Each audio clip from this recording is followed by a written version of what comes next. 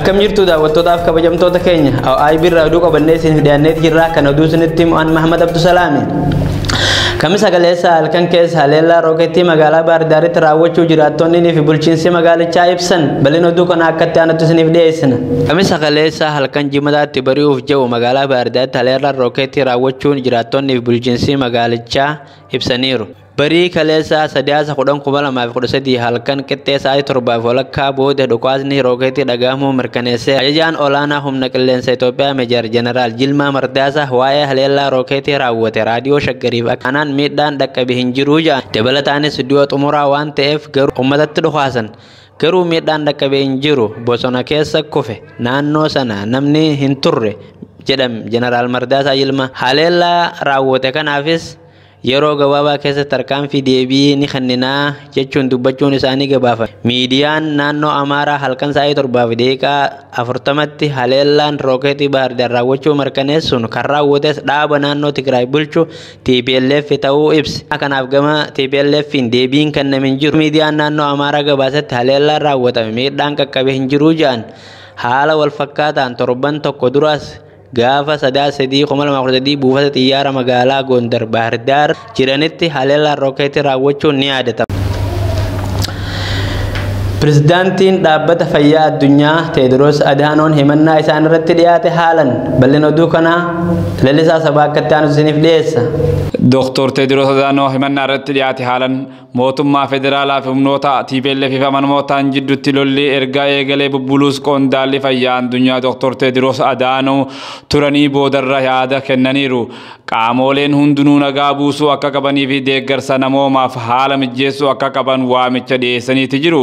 Tibba weerarri koronaa vaayirasii addunyaa harkaa qabutti rakkoon waraanaa mudachuun fayyaa hawaasaa fi na yaaddeessa kan jedhan Dr. Teediroos lubbuu ba'aa jiruufis lammiilee baqaaf saaxilaman wayitaan dhaga'u baay'een gadda jedhan.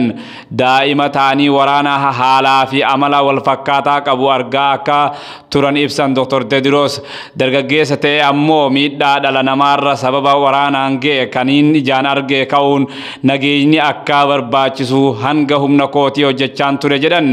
Qaamoleen lameenuu waraana qabbaneessuuf nageenya buusuu qabu jechuudha yaada dhaabbanni biyyoota gamtoomanii dhiyeessan akka deeggaranis dhaamaniiru. Garee tokko qabatee deeggare jechuun komiin irratti dhiyaate soba jedhaniiru Dr. Teediroos. Garuu kiyya yoo jiraate daandiin nageenyaati addunyaan martuu fayyaaf nageenya akkasumas ammoo nageenyaaf fayyaa barbaada jedhaniiru. Sadaasa 20,2020 kibba baha Oromiyaatti godina Baalee aanaa Gindeeritti fincila xumura gabrummaa cimaa mootummaa gabroonfataa Abiyyi irratti gaggeessaati jiran. Uummanni Oromoo yeroon tokkummaan itti kaanu ammaa jechuun fincila xumura gabrummaa gaggeessaa jiru qeerroon godinichaa. Hidhamtoota siyaasaa Oromoo keessaa tokko kan ta'e Shamsaddiin Ta'aa tumicha hamaa irraa kan ka'e gurri duuduun dhagahame. Bal'ina oduu kanaa akkatti aanutti isiniif dhiyeessina. Hidhamtoota siyaasaa Oromoo keessaa tokko kan ta'e obbo Shamsaddiin Ta'aa gurri isaa bitaa sababa reebichi irratti raawwatameetiin dhibee sadarkaa dhaga'uu dhabuuf saaxilamuusaa maatiin himan. Shamsaddiin Ta'aa guyyaa gaafa jalqabaa mana isaatii qabamee tika mootummaa fi poolisii federaalaatiin reebichi irratti raawwatamu kan himatu guyyaa gaafa sanaa namoota 11 ta'uun kophee ulee harkaa fi miilaan reebamuunsaa mana murtiitti himatee ture. Sababa reebichi irratti raawwateetiin gurri isaa bitaa miidhamuu kan himatu Shamsaddiin wal'aansa fayyaa argachuuf irra deddeebiin mana murtii gaafatee hayyama yaalamuu argatus poolisiin yeroo isaatti yaalchisuu dhabuudhaan yeroo ammaa kana gurri Shamsaddiin kan bitaa guutumaan guututti dhaga'uu dhabeera jechuun maatiin himaniiru. Tibba aadde Adaanach Abeebee abbaa alangee federaalaa turtetti qaamoleen mootummaa reebicha isarratti raawwateen seeratti akka dhiyaatan himamus yeroo ammaa kana dubbichi utuu hojiitti hin hiikamin hafee kan jettu maatiin miseensi maatii tokko qaamni seeraa kabachiisu kabajaan shakkamaa tokko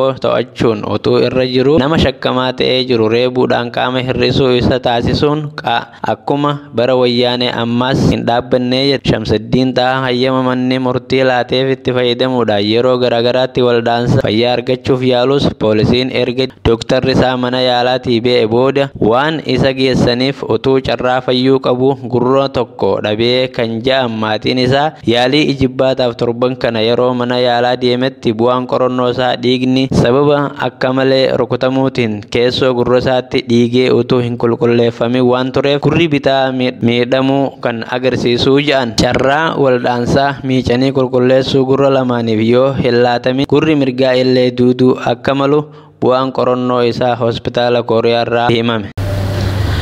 Manni jireenyaa Dr. Hussein Kadir har'as sakatta'ame. Hayyuu kana hidhanii yakka irratti barbaadaa oolanis oromummaa isaa malee yakka biraa inni raawwate hin jiru. Har'a qorattoonni Koomishinii Poolisii Oromiyaa irraa dhufan mana jireenyaa hayyuu kanaa kan sakatta'an ta'ullee waan isaa itti yakkuuf tolu waan tokkollee argachuu hin dandeenye. Kanaa wal qabatee waan tokko dhabuurraan kan ka'e ofirra deebi'uu isaanii dhaga'ama. Tolega daawwattoota keenya oduu biyya keessaa qabannee kanumaan gammaatti isin dhageessifne garuu oduu biyya alaatti isin dabarsina. Gargaaraan pireezidaantii dhiyeenya kana filaman Joo Baayiden lolli mootummaa federaalaa fi TPLF gidduutti gaggeeffamaa jiru akka dhaabbatu gaafatan. Dabalata oduu kanaa akkatti aanutti isiniif dhiyeessina. Gargaaraan Joo Baayiden lolli Tigraay akka dhaabbatu gaafatan. Pireezidaantiin Ameerikaa kan haarawa filatamaniif gargaaraa kan ta'an Antoonii Bilinken lolli Itoophiyaa naannoo Tigraayitti gaggeeffamaa jiru akka dhaabbachuu qabu gaafatan. Lammiileen deeggarsa harka namaatti kufuu gosaan wal qoodanii wal waraanuu fi nageenyi naannawa gaanfa Afrikaa boora'uun lola kanarraa madduu danda'a jechuun yaaddoo qaban ibsaniiru. Abbo Antoonii yaada isaanii kana tiwutarii isaanii irratti ture kan barreessan TPLF fi aangawoonni mootummaa federaalaa hatattamaan lola dhaabuu qabu jechuun qondaalli kun deeggarsa namoomaa akka jiraatuu fi mirgi lammiilee nagaa akka kabajamuufis kutannoodhaan hojjechuu qabuun dhaamsaa jedhuu dabarsan. Erga lolli mootummaa federaalaa fi humnootii TPLF hoogganan gidduutti sadaasa 4 eegalame as lammiileen 30,000 caalaan qe'ee isaaniirraa buqqa'anii gara Suudaan baqataniiru. Tolega daawwattootaa fi hordoftoota keenya oduun har'aaf isiniif qabannee dhiyaanne kanuma hanga ammaatti daawwattanii hanga oduu biraatti walitti deebinutti nagaatti isiniin jenna.